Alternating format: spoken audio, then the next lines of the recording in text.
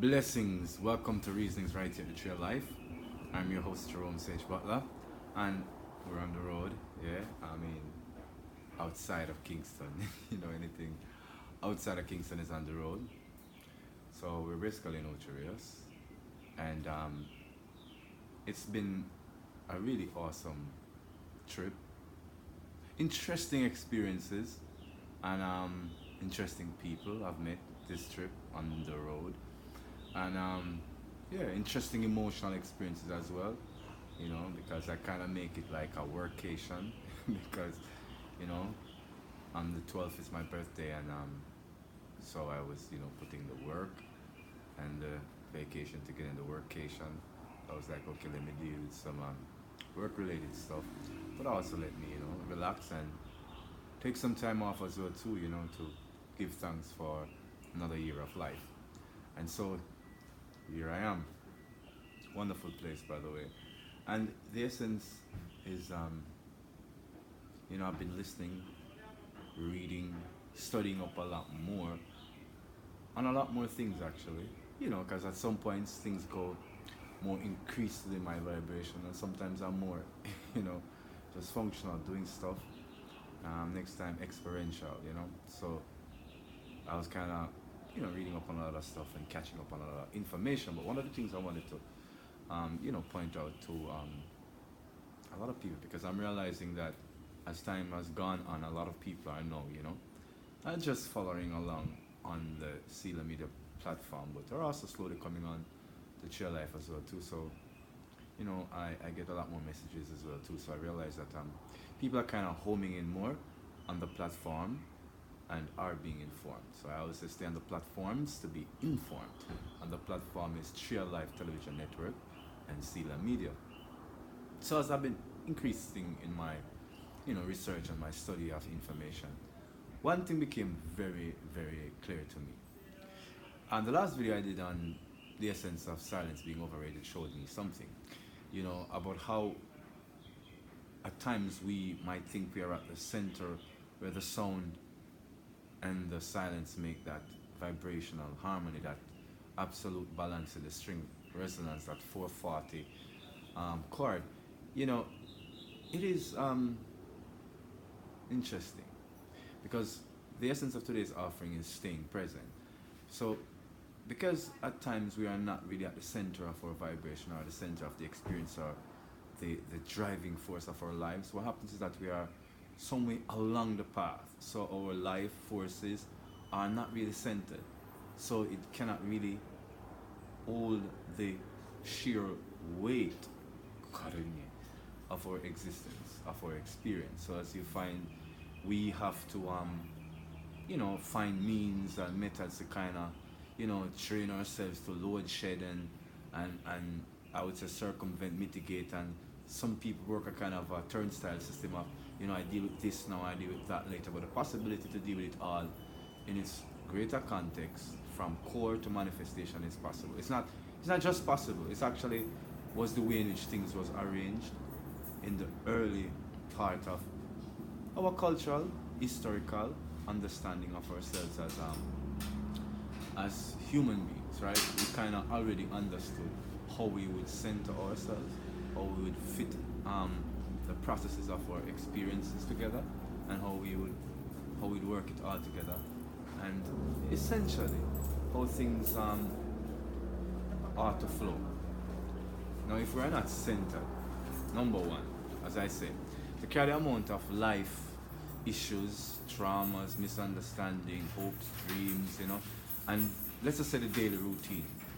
One has to have like the tree, a firm rooting, right? Because when you have a firm rooting, I mean, as much up as you go is as much down as your rooting system should spread. As a matter of fact, the stronger the rooting system, the taller, healthier the tree will be. And also you need healthy branches and leaves, right? To also give energy to the process of life. And so manifestation has to have an outcome. It has to have an outlook and a very rooted core, premise on which to base life. Now let's look at staying present. How does that all come together? Well, when we are driven, let's just say in haste, I was going to bring it down to time. When we're drifting in haste, right? This is somebody who's waiting on you, right? And you're packing and you're rushing to get things together. And almost intrinsically, you leave something, right? It is most likely then that you would leave something undone that was right in front of you because you're in a haste. So the premise on which you're moving is that you should be somewhere else, so your mind is actually somewhere else, and you have lost the present. So I hope that illustrates what I mean by staying present. So I'm going to lay out the parameter. The essence is that because we're always going through all these issues of acting from a point in ourselves that aren't exactly the center, the core of the harmonization of the sound, the silence, the confusion, all of that, aberrance and coherence, centralized as right breathing, temperament, movement, mood, and attitude. When one isn't centered there, the experiences begin to become unbalanced.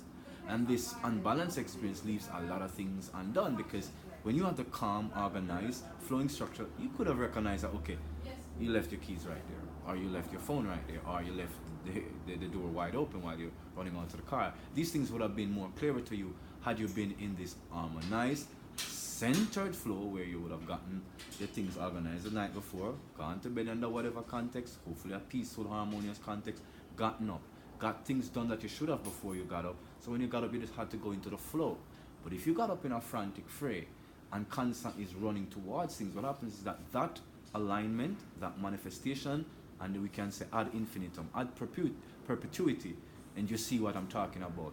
Constantly living a life where you don't feel at peace in your life. You don't feel literally that you're living the life. You're on an automatic cycle that is not connected to the core emotions. It's just really go, go, go, go, go. And there's no point to stop, reflect, absorb, and really, really get to experience the value of why you're doing. These things are very important, and they have to be sorted out and set in the first core essence, of how we are. And staying present in the present, that is very important. So here we go. I've recognized with the increase of information across the entire scope, people are doing it on their Kindle Fire, and people are internet surfing, and people are doing the traditional searching through books, searching through antiquity, archaeological anthropology, linguistic anthropology. You're studying for this history of the essence of who we are as human beings. Some are searching religiously before I leave that out, right? And so it is making people become very uncomfortable. People are swirling all over the places, and they've got this unbalanced perception. They're posting all this crazy stuff online. They're cursing the church. They're cursing fellow members. They're saying this of one group of within their own cohort. They're saying this of another group. It's all so splintered, broken. All those perceptions are being aligned from rushing, quandary. It's not centered. These new states of knowledge, of information, have not yet settled in the being. They have not yet actualized as actual premise, function, functionality, behavior, behaviorality. These are not the psychopathic functions, the syncopated functions of our well-actualized beings. They're more psychopathic, stirrings that are unbalanced in its core essence, because all this information, emotional trauma, people searching through history, feeling that they've been wronged in one way or another. And don't believe it's only the people of ethnicity, of my ethnicity I should say, that feels that they are ones that have been wronged. Right across the spectrum, enemies and ancestral hurt is deep. So just getting outside of your box for a little, I just want to lay that out there. Alright? So because so much people haven't gone through all this information of all these things that's been done to them anthropologically, historically, all these experiments that's been done on their families, on their ancestors, and their generation, and how they've come to be stratified in these nation states or in these socially rejected groups or marginalized groups or outcast groups. And these people are studying and they're searching, and all that information, these unbalanced tangents that are not properly settled because it's not brought back to core. It's creating zealousness, overzealousness. It's creating a kind of an atmosphere, in some sense, of a kind of a radicalization of the most innocence of intentions, right? And as such, it's making us lose the presence of being, where we can literally be, observe the experience of life, see our function in the experience of life, see how it is we came to the function, and how it is that we can alter that function, as simple as it sounds, or we can alter those functions to then be more in harmonization with core principles, with divine principles, with divine energy, in the godliest, most righteous way of being.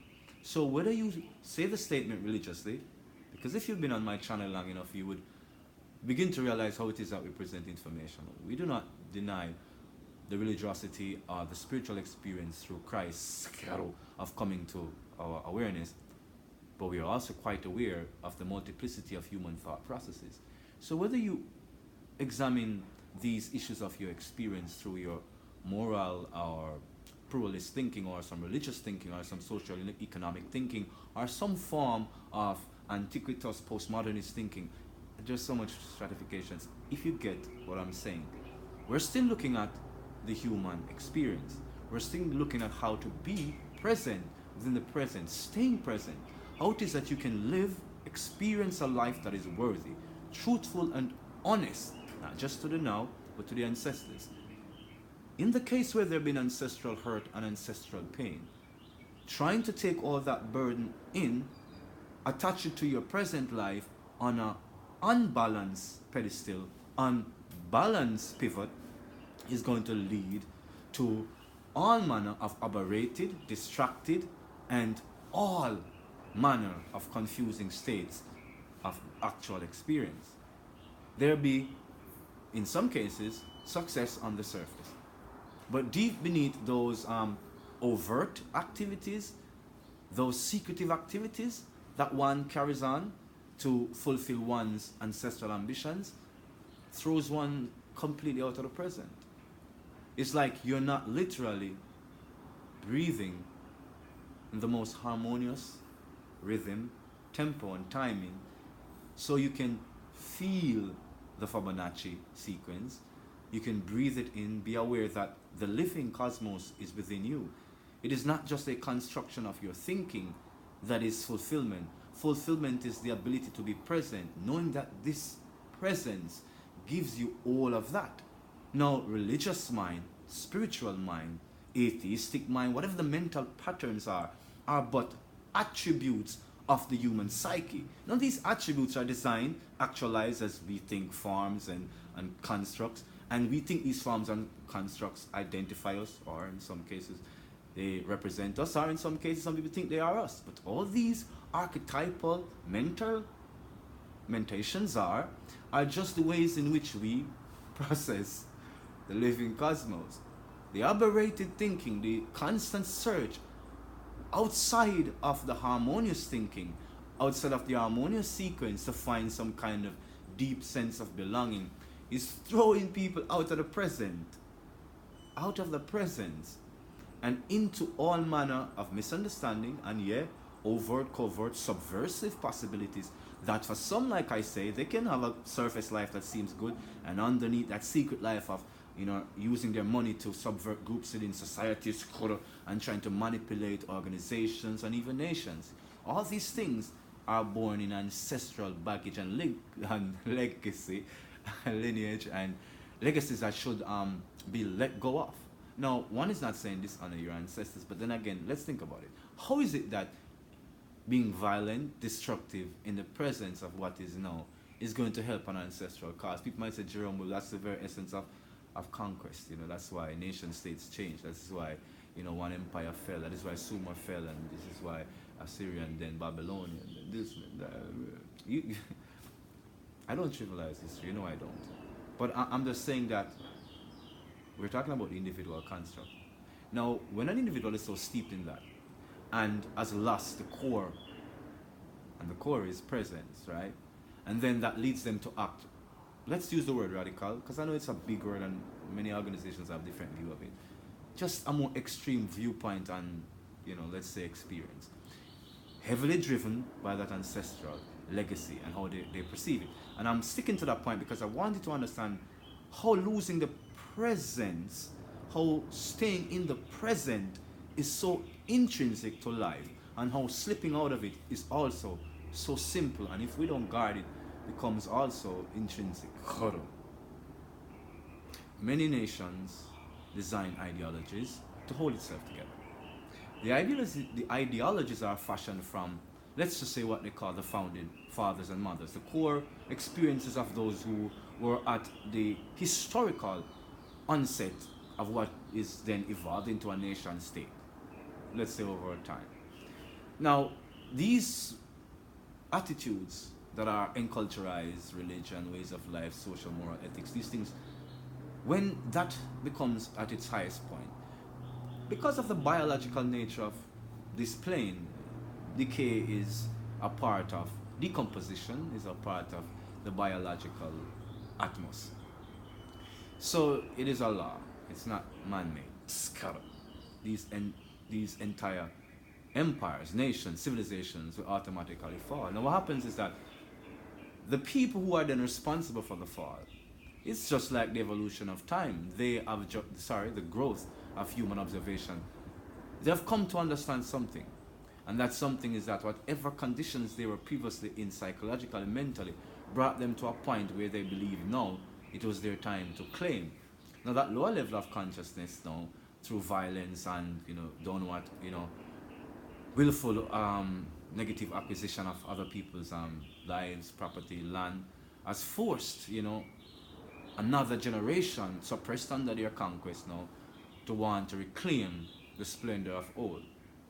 They will say, look at how our great nation, our great ways of life was disturbed by these barbarous people, these very evil, destructive people. And they'll always have etymology to explain how they view these people, and they would, in language and in idioms, in Jamaica we say class them or style them, which is a shortened form of classification.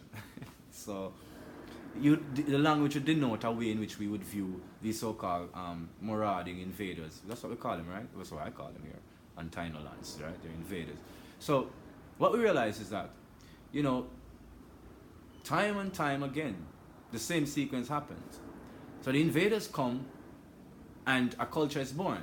But the people who are born generations along in the culture weren't there in its early barbarous heritage, in its early vehemently violent competitive heritage. It's there at the golden age, or just at the onset of the golden age, as it's about to flourish.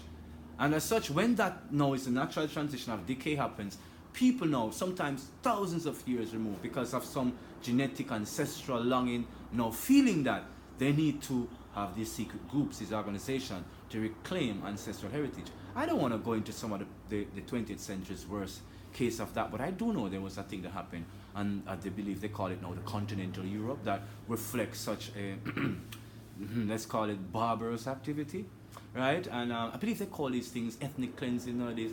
And these things are attempts to, I guess, reclaim old sense of well-being, but when it is in the sense of a nation state and power, it's dangerous.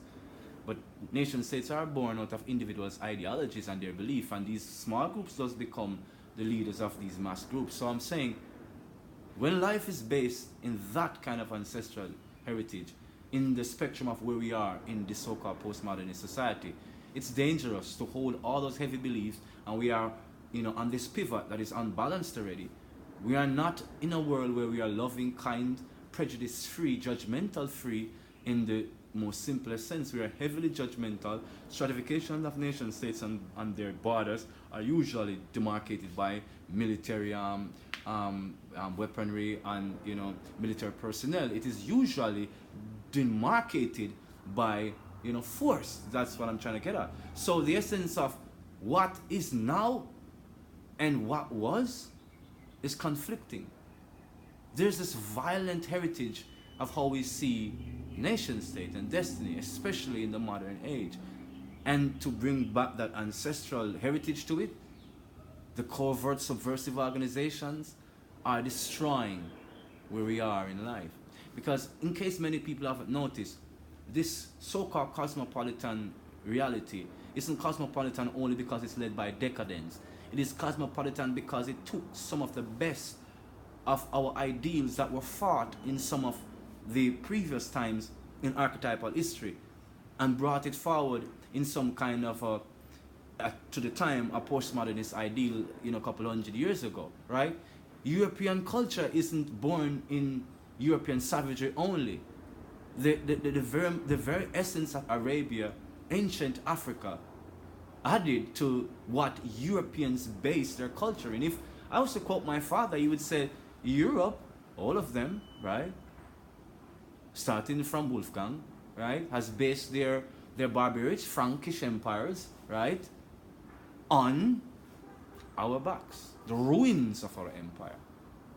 And as Jeremiah fled into that 10th kingdom and took a great cohort of our people and our language coming through Gaul down through Scandinavia all the way down into what we call modern day England and Europe and whatever we want to call that now, how are we to look at that as people without understanding that each generation has taken something from the previous generation? So antiquity, the ancient, is preserved. Now, how is it actualized now? This is the point I want to make, and I don't want to offend the people who might think I'm pompous for saying this. That antiquitous life is maintained now through a highly intellectual heritage. I'm sorry to say, I don't want to seem pompous. It is not something that is readily taught, that you just go to your history major or history classes or African history classes or whatever and find this information. You have to be anthropological, studying the anthropomorphic life and the anthropods, right? The Australopithecus and the Australopithecines. You have to be actually studying the evolution of nation state and destiny, not just the Marxian maxioms, idioms, and the Kant or the Carl Jungians of this age, right, to the Baroque age style, whatever, going back beyond the Socratean, beyond the Platonian, beyond the Dionysian, right, to the age of Tehuti, beyond biblical anthropology. But it is a calling to want to put the actuality of the plane of terra firma into complete awareness. Tiamat is not a mere strike of the thumb to know. Basing one's presence of being on an unbalanced philosophy will ultimately hold it to greater harm than good. Lots of these people have lost their minds, right? Because they have sought to disassemble, become disassociative to the point where they lose the very essence of combustion. How elements attract and cling to each other. The harmonization of life is present in all times. So if you are seeking true, balanced, antiquitous knowledge of self, be very humble. To seek to be edified, to be educated. Be driven to know wholesome information without this bias nature that is emotional. Because that will skewer the actual history, the actual knowledge, information of our human experience. And this is very, very important. When we base our historical searches, our anthropological and archaeological search, based upon just a premise that is in our ancestry, specifically only, we will lose the point of the associative nature of the entire living cosmos. Nobody starts out in a vacuum, I should say. And because of the people who look at the glory days and the loss of it, of an empire or a nation state or a civilization as bemoaning the loss of goodness in earth, I think you should expand your ethos and see how your nation started. And, there are people who say First Nations do not have, the comparative history of, the postmodernist nations. Anybody who know me at Trail Life will know one thing. You're not going to fly past me with that. So don't even try this kind of a so-called intellectual verbiage about how ancient First Nations people were absolutely perfect and whole in all endeavors. What plane do we live on? Come on. Let's say the level of understanding of the intrinsic was higher. Some kind of a developed understanding, some kind of a procedural functionality of that understanding has become this way of life. That I would agree on. But to say to me that we are pure and perfect, come on. Let's not go there.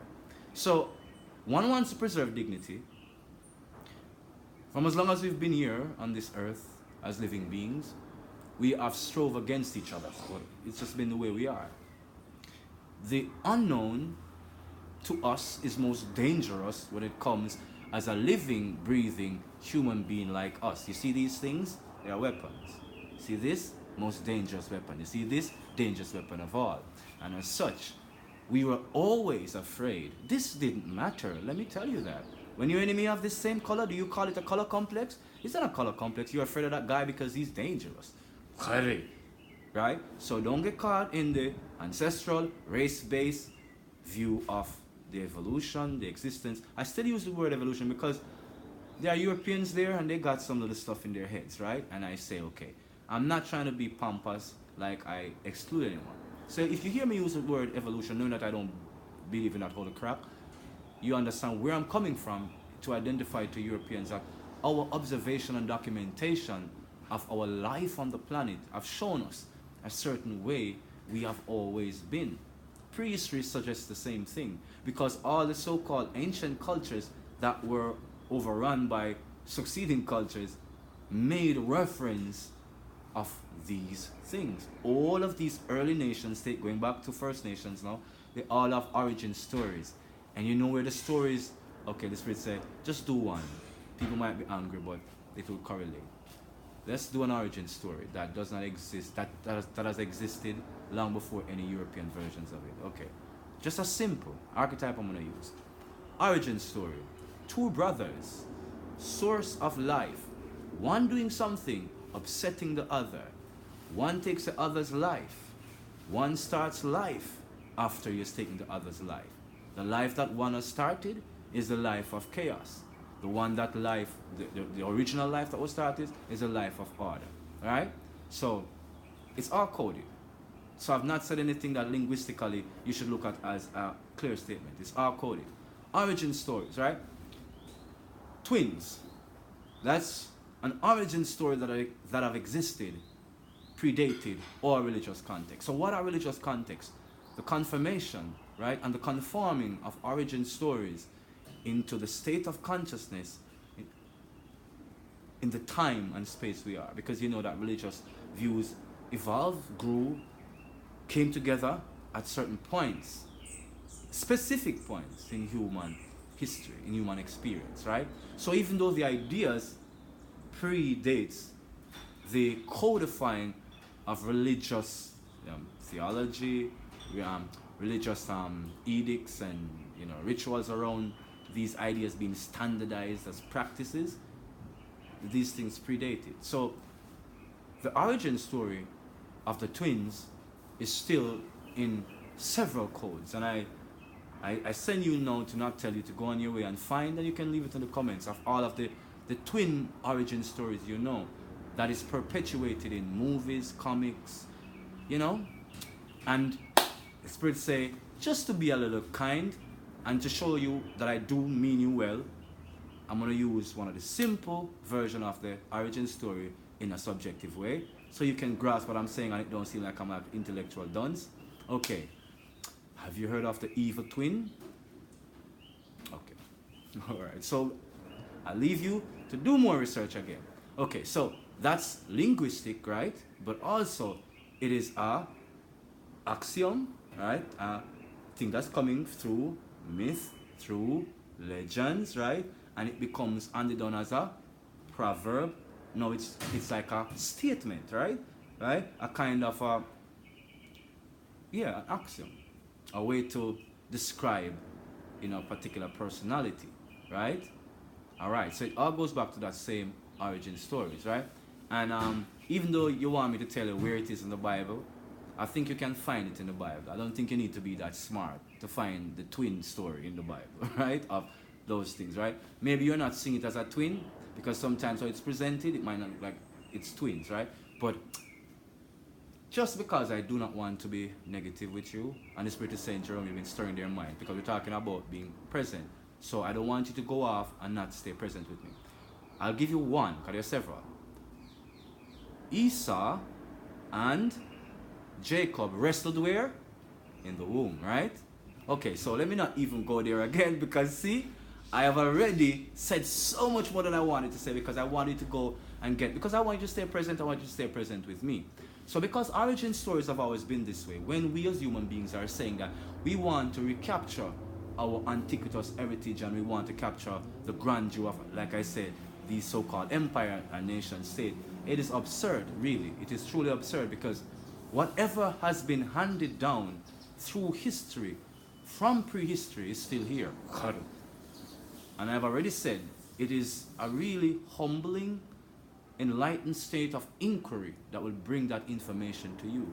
Now, if you search bias, you will lose it. You have to be unbiased. This is where staying present is very important because you're going to look around you and you're going to see the stratification of the current 200 and some odd nation states of the so-called earth, right? And you're going to wonder as a simple mind, how did this nation came to be a nation? And you're going to start, I'm assuming, with what is closest to you. Like a nation that was formed, let's just say, 10 years ago, right? And if Bosnia-Herzegovina, let's just use that, right, was not a country, but was a part of, let's say, a greater nation state, maybe Baltic states, maybe old Yugoslavian states, you can correct me. And maybe there were always these ethnic groups that had their own beliefs, and maybe that ethnic group already view itself as a nation. But then, when Kosovo then, right, or Bosnia, whichever one came to be the nation state, right, got ratified as a nation state, right, we can say, wow, here's a nation being created that wasn't there before. So it seems there must have been a similar process for all nations, right? Now what becomes apparent if you look at it intellectually, there were a pre-existing state before, state of being I mean, and also a state, right? And out of this pre-existing state then came this new state. We can use Sudan and South Sudan if you want to be more politically correct and stay on along, let's say, an ethnic path. A lot of people know the creation of Southern Sudan, right? If you are just observant. And you can say you know how it was created by splitting off the power structure that was there and power was ceding and now we have these two separate states where there was one. Where is heritage in all of that? Across all of the African continent, right? There are stories that are similar of when the European came and made European stratified nation state of complete nations being cut across these geographical boundaries. But you have the same culture, you have the same language. And in the same culture and the same language, there is the connection to your ancestry, your heritage. So when people are searching, you don't have to search thousands of years back to find your connections to life. Start where you are. Now in Jamaica, we love to talk about the out of many one people, of how many genes are mixed here in ethnicity to create the Jamaican identity. But I'd like to tell you that Jamaican identity have already been diverse long before this, right? But be that as it may, we understand how we've been, let's say, indoctrinated under Europeans, but we also know that Europeans also had information that was a part of their aesthetic, that it was initially part of ancient history, culture, heritage, that predates anything that they ever did. And that was handed over onto them, which is handed over onto us, which is going to be handed over onto generations to come. And we have the innovations and the development of thought processes along the way. So studying history, studying the entire spectrum, one begins to become more of detached from it, but somewhat attached to it. Attached to the history, the heritage of the entire earth, detached from the personal, just ancestral view. And again, when I say ancestral, I'm not just talking about those of my ethnicity, because the ancestral discord run across all colors, all schemes. And as such, being out of the present is making this reality all about the past because people are feeling that they're lost and they find it difficult to appreciate, to love where they are currently in life. It's not really that hard to love where you are in life if you really understand it in the context of where we've been. Each of these nation states, no matter how prejudiced their attitudes are, the true templates of their early history reflects a cosmopolitan heritage that started in First Nations. And all the First Nation people here are marginalized under these new nation states. Heritage and culture is deeper than what you think it is. It is what we call DNA, right? Heartbeat telegraphics. It's a DNA encoding. It is something that is in the genetic code, right? That you experience when you let go of all of the pain and the sorrows and the deep anger that comes with feeling hurt by the current configurations. People say we are disempowered, but true disempowerment is in the mind, is in the psyche, right? And I do understand if you are identifying solely with the ideologies of the man self and the woman self, it would be disenfranchising and you would feel a lot hurt. But the beauty of it is that God is so real in that every human being is so alive to the knowing of themselves that before they were tricked by the other self, they were quite at peace with this self, with that self, with the all-knowing self. That is why kids could be left alone to their own ingenuity and they didn't burn the house down. A reprogramming has happened to them and a certain fear-mongering has become the new ethos. But before the fear-mongering, there was an absolute knowing. There was an absolute knowing in maybe it's just how we grew up as country children. We never burnt the house down. We explored in nature. We played with every kind of animal, every kind of creature. You know, we didn't need a reality TV show to go rescue crocodiles. You know, we got along with the animals that was indigenous to our environment. And we were afraid of some too, just what is natural. Staying present in the present is about, literally, as I just said, just being aware right here and now. Look around you. You might be into cars, you might not. You might be into houses, you might not. You might be into surfing, you might not. Yeah? You might be going to the river, hanging out, you might not. You might be going to the beach and into that kind of vibe, you might not. But whatever you're into, however you grow into that, you know, evolve into that, it's all good. Be present, stay present. Observe the experience of life as it currently is.